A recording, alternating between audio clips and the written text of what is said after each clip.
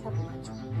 તમે વાંચ્યું જશો મોટા અક્ષરે ઈરાન ઈરાન ઉપર શું કહેવાય, અમેરિકાને ઇઝરાયલનો ઈરાન ઉપર હુમલો અને એ બધા મોટા મોટા સમાચારો છે. મારે એ સમાચારની વાત નથી કરવી. મારે એની સાઈડમાં સાવ નીચે એટલા અમસ્તા બોક્સમાં એક બહુ મસ્ત સમાચાર છે પશ્ચિમ બંગાળના. એમાં લખ્યું છે કે એક ડમ્પ યાર્ડ હતું, મોટું 1000 સ્ક્વેર યાર્ડ હતું. એ ડમ્પ યાર્ડને બટરફ્લાય પાર્કમાં કન્વર્ટ કરી દેવામાં આવ્યું. ત્યાંના યુવાનોએ, ત્યાંના જે પણ લોકલ લોકો હતા એ લોકોએ બધાએ એ ડમ્પ યાર્ડનો યુઝ કરી અને ત્યાં બટરફ્લાય પાર્ક સરસ મજાની બનાવી. આ વાંચીને મતલબ એક કોન્ટ્રાસ્ટ જુઓ.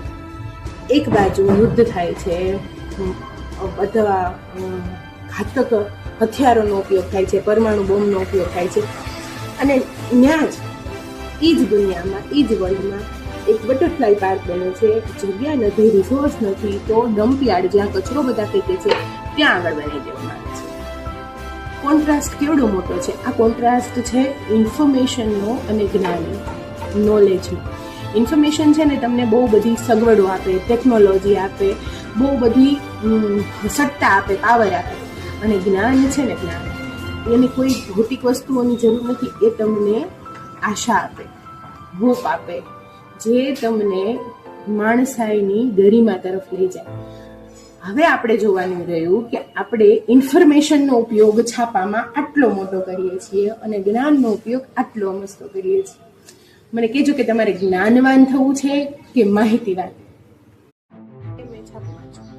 તમે વાંચ્યું જશો મોટા અક્ષરે ઈરાન ઈરાન ઉપર શું કહેવાય, અમેરિકાને ઇઝરાયલનો ઈરાન ઉપર હુમલો અને એ બધા મોટા મોટા સમાચારો છે.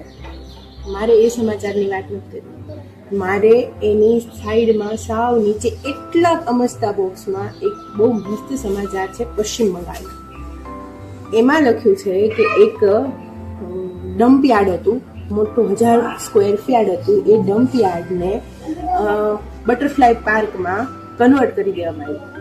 ત્યાંના યુવાનોએ, ત્યાંના જે પણ લોકલ લોકો હતા એ લોકોએ બધાએ એ ડમ્પ યાર્ડનો યુઝ કરી અને ત્યાં બટરફ્લાય પાર્ક સરસ મજાની બનાવી. આ વાંચીને મતલબ એક કોન્ટ્રાસ્ટ જુઓ.